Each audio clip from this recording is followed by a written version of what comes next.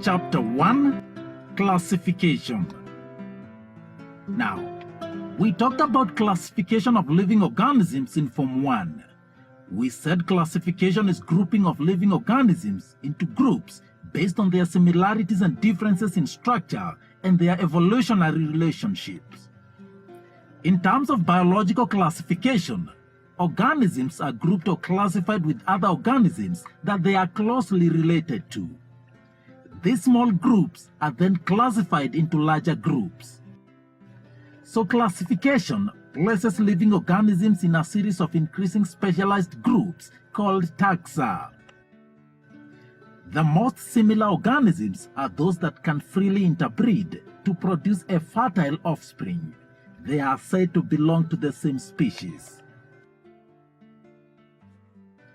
When organisms are classified this way, it allows scientists to see the relationship between different species and make sense of a hugely diverse array of life. The study of classification is called taxonomy. Taxonomists are scientists who study classification. We also talked about the double naming system of organisms called the binomial nomenclature introduced by Carolus Linnaeus. We said each organism is identified with its generic and specific name. The binomial nomenclature is governed by a set of rules. The genus name is written first, followed by the species name, and the two names are separate.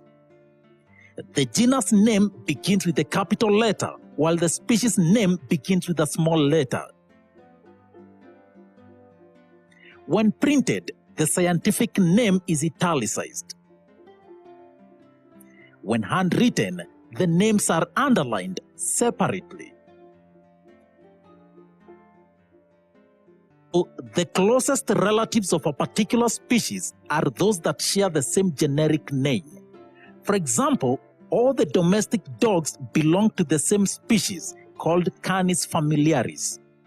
Other members of the dog family that are closely related but not of the same species will share a higher group name, genus, but with a different species name.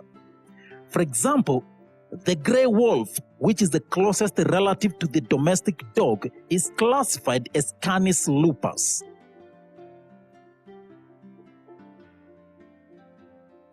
And now we look at the 5-kingdom classification. Now, the attempt to classify living organisms began centuries ago. The first classifications were meant to identify organisms that were useful to man for food, shelter, and clothing. Aristotle devised the first scientific method of classification. Based on morphological characteristics, he classified plants into trees, shrubs, and herbs, and animals into two groups, those that had red blood and those that did not. Later, Carolus Linnaeus came up with a 2-kingdom system of classification. Kingdom Plantae, that included all plants, and Kingdom Animalia, that included all animals. This system of classification was reasonable for that time because it was easy to distinguish between the immobile plants and the mobile animals. It, however, did not distinguish between unicellular and multicellular organisms, prokaryotes and eukaryotes, and photosynthetic and non-photosynthetic organisms. New studies about living organisms also revealed enormous variations of characteristics within the organisms of the same group, like cell structure, mode of nutrition, methods of reproduction, and evolutionary relationships. So the 2-kingdom classification proved to be inadequate. In 1969, Robert Whittaker proposed a 5-kingdom classification where 3 more kingdoms, Monera, Protoctista, and Fungi, were added. The main criteria Whittaker used for this classification was cell structure, thallus organization, mode of nutrition, method of reproduction, and phylogenetic relationships. The 5-kingdom classification is the one we use to date. Let's look at each kingdom and its members.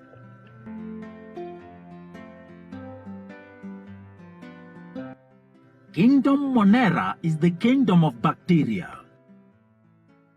Bacteria can be found everywhere, including extreme habitats like hot springs, deserts, and deep oceans. Different bacteria have different modes of nutrition. Some are autotrophs, meaning they make their own food, but a majority are heterotrophs, meaning they depend on other organisms for food.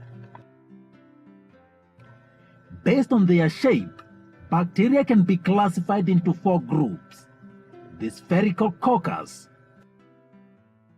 the rod-shaped bacillus, the comma-shaped vibrio, or the spiral spirillum. They are characterized by a rigid cell wall, and if mobile, a flagellum. They are prokaryotic, meaning the genetic material is not enclosed by a nuclear envelope. Bacteria can be divided into autotrophs and heterotrophs. Autotrophs are further divided into photosynthetic and chemosynthetic autotrophs. Like plants, photosynthetic autotrophs have chlorophyll and thus synthesize food by using light energy. Chemosynthetic autotrophs oxidize various inorganic substances like nitrates and ammonia and use the energy produced for ATP production. They help in recycling nutrients like nitrogen, sulfur, and phosphorus. Heterotrophic bacteria are decomposers. They help us make curd, fix nitrogen in legumes, and produce antibiotics. They can also cause harm by damaging crops, and some diseases like typhoid, tetanus, and cholera are known to be caused by bacteria. They reproduce asexually by binary fission. They can also reproduce sexually by a primitive DNA transfer. Under unfavorable conditions, bacteria reproduce by spores. Apart from these normal or eubacteria, there are special bacteria called the archibacteria that live in extreme conditions. Halophiles live in extremely salty areas. Thermophiles live in hot springs, while methanogens live in marshy areas. Methanogens are also present in the gut of ruminant animals. These bacteria are responsible for production of methane, also called biogas, from the dung of these animals. All archibacteria have different cell wall structures from other bacteria, which help them survive in extreme conditions.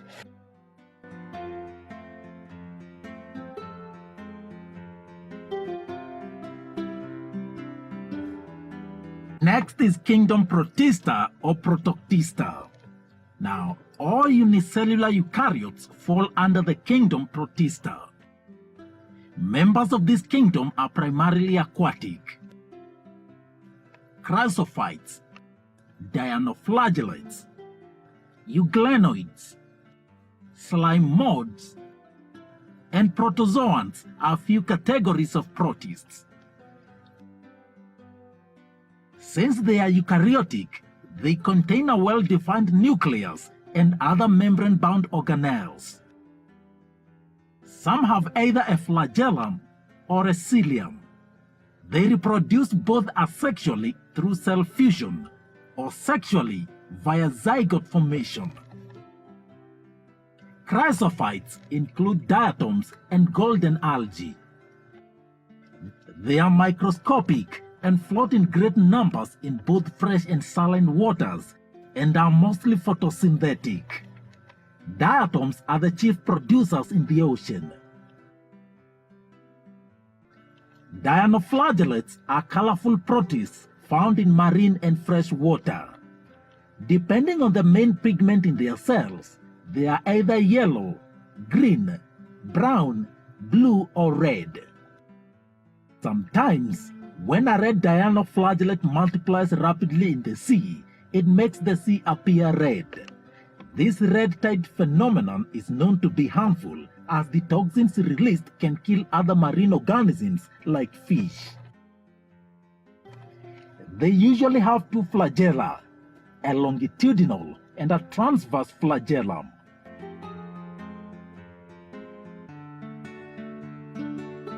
Euglenoids too have two flagella, one short and one long. Euglenoids are photosynthetic autotrophs in the presence of sunlight since they have chloroplast like plants. They, however, behave like heterotrophs in the absence of sunlight. Slime molds are saprophytic protists living on dead, decaying organic matter.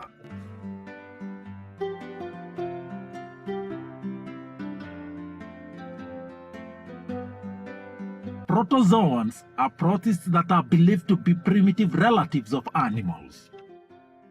All protozoans are heterotrophs and live as predators or parasites. They can be classified into four groups: amoeboid, flagellated, ciliated, and sporozoans. Amoeboid protozoans are found in fresh water, marine water, as well as in moist soils. They use pseudopodia or false feet to move around and capture food. Some, like entamoeba, are parasites. Flagellated protozoans have flagella. They can be free-living or parasitic. Some, like trypanosoma, cause diseases like sleeping sickness. Ciliated protozoans, like paramecium, can be found in almost all places where there is water. They are motile and active due to numerous cilia. It is the coordinated movement of their cilia that steers their food found in water into their gullet.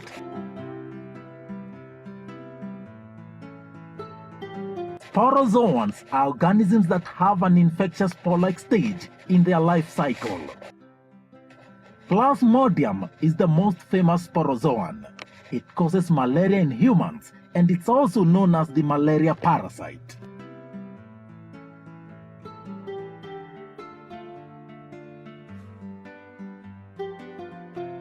Now, kingdom fungi. Common mushroom, toadstools, and the molds of leftover bread all belong to kingdom fungi. They are eukaryotic and can be found everywhere. While there are some fungi like Puccinia, which can cause diseases like wheat rust in plants, there are also some like Penicillium that provide us with antibiotics. With the exception of yeast, which are unicellular, fungi are usually filamentous. Fungi consist of long, slender, thread-like structures called hyphae. A network of hyphae is known as mycelium. Apart from hyphae, fungi are also distinguished by their cell wall, which is made up of chitin. Fungi can be saprophytic heterotrophs, absorbing nutrients from dead, decaying organic matter.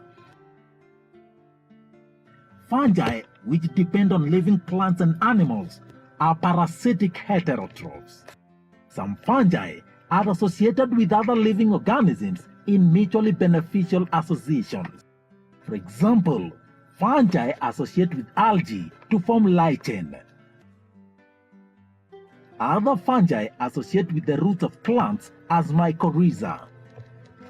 These relationships are called symbiosis. Fungi can reproduce sexually or asexually. Asexual reproduction can occur either through fragmentation, binary fission, and budding. They can also reproduce asexually by either of these spores: conidia, zoospores, and sporangiospores. They also reproduce sexually by oospores, ascospores, and basidiospores. Members of the kingdom fungi can be grouped as phycomycetes, ascomycetes, basidiomycetes, and deuteromycetes. Muca, rhizopus, and albugo are examples of phycomycetes. They are found in aquatic habitats, decaying wood in moist places, and as obligate parasites in plants. Aspergillus, claviceps, and neurospora are examples of ascomycetes. They can be unicellular like yeast or multicellular like penicillium. They are saprophytic decomposers, parasitic, or coprophilous, which means they grow on dung. Some members of ascomycetes like morel are edible, while others like neurospora are used in chemical studies. Mushrooms, bracket fungi, and puffballs are examples of basidiomycetes. They grow in soil, on logs, and inside plant bodies as parasites such as rust and slat. Alternaria, Coletotrichum, and Trichoderma are deuteromycetes. Deuteromycetes are known as imperfect fungi because not much is known about them. They are saprophytes or parasites, while a large number of them are decomposers.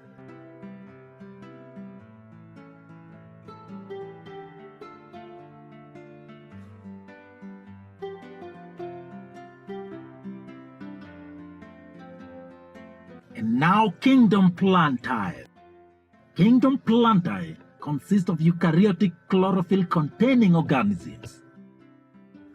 Plant cells are characterized by the presence of a cell wall, which is made up of cellulose. While most plants are autotrophs, some plants such as bladderworts and Venus flytrap are also insectivorous. Some like Cuscuta are also parasitic.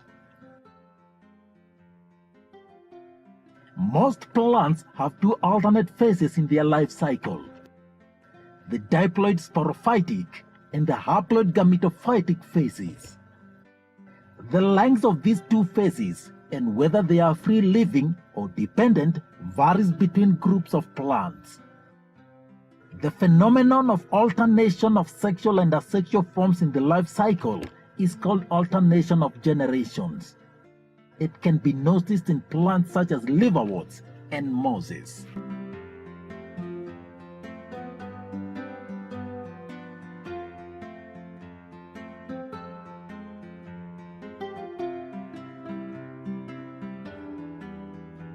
Kingdom Animalia consists of only heterotrophic, multicellular eukaryotic organisms. Members of Kingdom Animalia have cells without cell walls. Most depend on plants for food directly or indirectly. They digest their food in the internal cavity, which means that they have an extracellular digestion. They store food reserves as glycogen or fat. Reproduction in animals is sexual and the sexes are separate. Fertilization is followed by embryological development. Higher animals like primates also have sensory and neuromotor mechanisms. Most animals are motile, which means that they are capable of locomotion.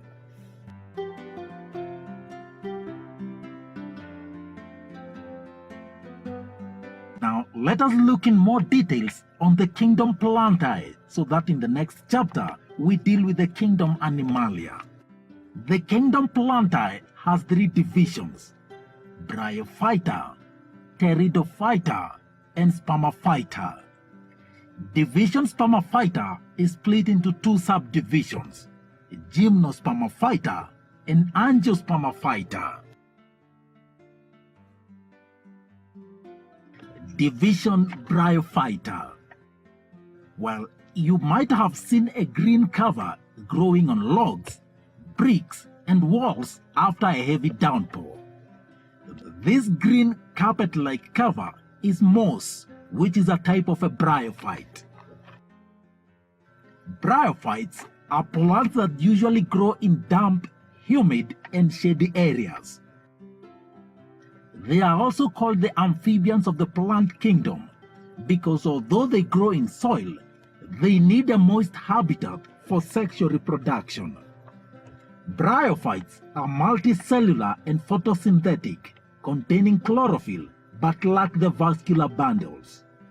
The plant body is thallus-like and is either prostrate or erect. It is attached to the substratum by unicellular or multicellular rhizoids. It does not have true roots, stems, or leaves, but possesses similar structures. The main part of the plant body is haploid. It is also called a gametophyte as it produces gametes. It has both the male and female gametophytes, which bear the male and female sex organs respectively. The male sex organs are called antheridia and they produce biflagellate antherozoids. The female sex organs, called the archegonia, are flask-shaped and each produce a single egg. During fertilization, the antheridia releases antherozoids in water, where they come into contact with the mouth of the archegonia. One antherozoid fuses with the egg to form a zygote. The zygote in turn produces a multicellular body called the sporophyte. The sporophyte gets its nutrients from the gametophyte. Some cells of the sporophyte undergo meiosis to produce haploid spores. These spores germinate to produce a gametophyte. Bryophytes are of two types, liverworts and mosses. You can find liverworts in moist and shady environs such as barks of trees. The plant body, thallus, is dorsiventral. However, in the case of the leafy liverworts, the plant body bears tiny leaf-like appendages in two rows on the stem-like structures. Liverworts reproduce both asexually and sexually. Asexual reproduction occurs through fragmentation of the thallus. It can also occur when gamete are formed. They are green multicellular asexual buds that separate from the parent and develop into new individuals. They develop in small receptacles called gamecarps located on the thallus. In the case of sexual reproduction, the male and female gametes are produced on the same or different thallus. Mosses are another type of bryophytes. Finaria, Polytrichum, and Sphagnum are some common species of mosses. In the case of sexual reproduction, the male and female sex organs are produced at the apex of the leafy shoot. Mosses form a dense carpet, thereby allowing rainwater to percolate into the ground. This prevents surface runoff and the subsequent soil erosion. Bryophytes are also ecologically important as, along with lichen, are always the first to colonize rocks, leading to weathering, which avails nutrients for other plants.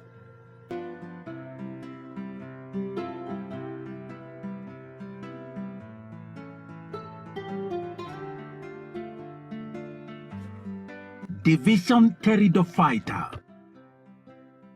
Now, you might have seen ferns growing in the gardens or someone's backyard. Ferns are pteridophytes. Pteridophytes are plants that flourish in damp, cool and shaded habitats, although some species grow in sandy soil conditions. They were the first terrestrial plants to possess vascular tissues. They have true roots, stems, and leaves. The leaves are large as in ferns or small as in Selaginella. Pteridophytes are largely used as ornamental plants, soil binders, and for medicinal purposes. Based on the organization of the plant body, including the nature of the leaf and location of sporangia, they are classified as Psilopsida, Lycopsida, Sphenopsida, and Pteropsida. The life cycle of a pteridophyte begins when the plant body, a sporophyte, bears sporangia, which are subtended by leaf-like appendages called sporophylls. However, in some genera like Equisetum, sporophylls might form distinct and compact structures called strobilus or cones. The sporangium produces spores in the spore mother cells by meiosis, which germinates into a gametophyte called prothallus, a small, multicellular, free-living and mainly photosynthetic gametophyte which grows only in cool, damp and shaded places. The prothallus also bears both the male and female sex organs, the antheridium and archegonium. The antheridium produces the male gametes called antherozoids, while the archegonium produces an egg. When released, antherozoids travel through water and reach the mouth of the archegonium, where one fuses with an egg to form a zygote. This zygote develops into a young embryo, which develops further into a multicellular, well-differentiated young sporophyte, and ultimately into a mature sporophyte. This completes the life cycle of a pteridophyte, which is divided into the gametophytic phase and the sporophytic phase, which is the most dominant phase. Now, subdivision Gymnospermaphyta. You definitely have seen trees such as pinus, cedrus, growing in some places. These are gymnosperms. In gymnosperms, the ovules are not enclosed by an ovary wall, but remain naked before fertilization, as well as post-fertilization when they develop into seeds. These seeds germinate to give rise to new plants. Gymnosperms mostly have taproots. The stems can be branched or unbranched, and the leaves can be compound as in cycads or simple as in ginkgo. The leaves are well adapted to harsh conditions. The needle-like leaves reduce the surface area for transpiration and hence conserve water. The thick cuticle and the sunken stomata also reduce the rate of transpiration. The reproductive organ of the gymnosperms is a strobilus or a cone. And gymnosperms have both the male and female strobili. The strobili may be born on the same tree as in pinus, or on different trees as in cycas. The male strobilus bears the microspore inside the microsporangium, a structure that produces haploid microspores. A few microspores develop into male gametes called pollen grains, while the rest disintegrate. The female strobilus contains megasporophylls, which bear the ovules containing the megasporangium. Gymnospermophyta has three classes. Class Coniferals, which includes the pinus. Class Cycadales. And class Ginkgos, which include the ginkgo biloba.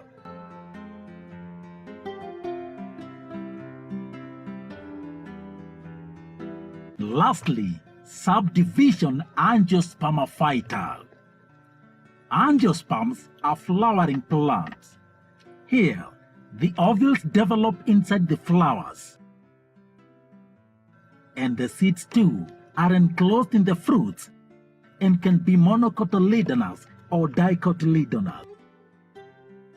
A typical flower of an angiosperm contains a stamen and a pistil, which are the male and female reproductive organs, respectively.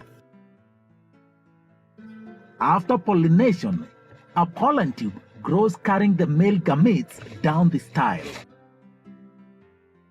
One male gamete fuses with the egg cell to form a zygote, while the other fuses with the pollen nuclei to form a triploid endosperm. This is called double fertilization and only occurs in angiosperms. They have well-developed vascular bundles where the xylem has tracheids and vessels, while phloem has companion cells. Angiosperms are divided into class Monocotyledonii and class Dicotyledonii. Monocots have one cotyledon and dicots have two cotyledons. A cotyledon is an embryonic leaf and is the first leaf to appear once the seed has germinated. These first leaves help the new plant access the nutrients stored in the seeds until the true leaves are formed and start to photosynthesize. The true leaves of monocots and dicots are also different. Monocots have long, slender leaves with parallel veins. Dicots have broad leaves with branched veins. The vascular bundles arrangements are also different. Monocots have scattered vascular bundles in the stems and leaves. Dicots have their vascular bundles arranged in a ring. In the roots, monocots have vascular bundles arranged in a ring with the phloem and xylem alternating. In dicot roots, the xylem is star-shaped with the phloem alternating in the arms of the xylem. The flowers also show differences. Monocots have flowers with petals in multiples of 3. Dicot flowers have petals in multiples of 4 or 5. Underground, we see yet another difference between monocots and dicots. While monocots have a fibrous root system which spreads out in all directions, dicots have a taproot system, which means they have one main root from which other small roots branch.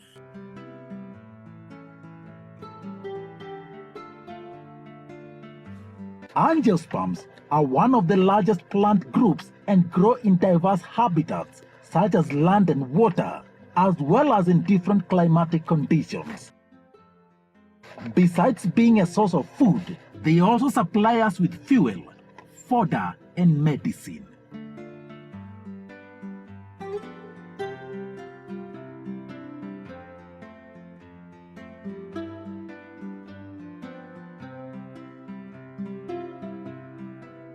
Before we come to an end, let us look at 3 terms that we have used so far.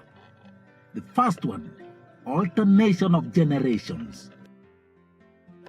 If you observe the life cycle of any sexually reproducing plant, you will notice that it alternates between a sporophytic generation and a gametophytic generation. This is termed as alternation of generations. In the life cycle of the fern, for instance, the main plant body, a mature sporophyte, bears sporangium, which produce haploid spores through meiosis. These spores undergo mitosis and germinate into a prothallus, a gametophyte with haploid cells. The prothallus bears the antheridium and archegonium that respectively produce antherozoids and egg the haploid male and female gametes. The fusion of these haploid gametes results in the formation of a diploid zygote, which undergoes mitosis to produce a diploid young sporophyte. The young sporophyte soon matures into an adult sporophyte, completing the life cycle. So the plant body thus alternates between a sporophytic generation and a gametophytic generation.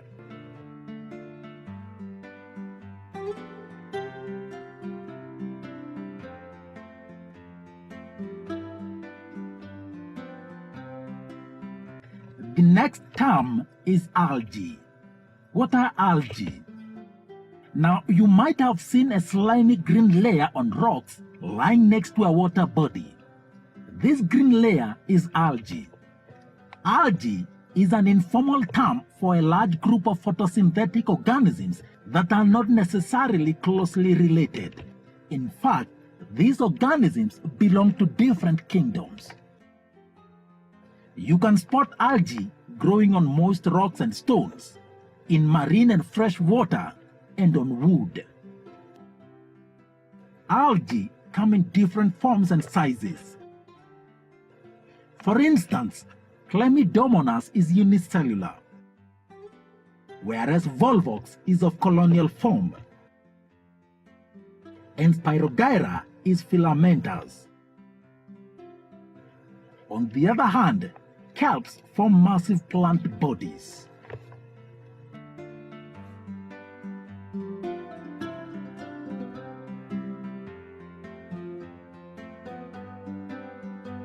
And lastly, lichens. Lichens, though they may look like single organisms, actually have two organisms inside them, algae and fungi. Both have a mutually beneficial association or symbiosis. The algae component, called phycobiont, is autotrophic, while the fungi component, called mycobiont, is heterotrophic. So algae prepares food for itself and the fungi,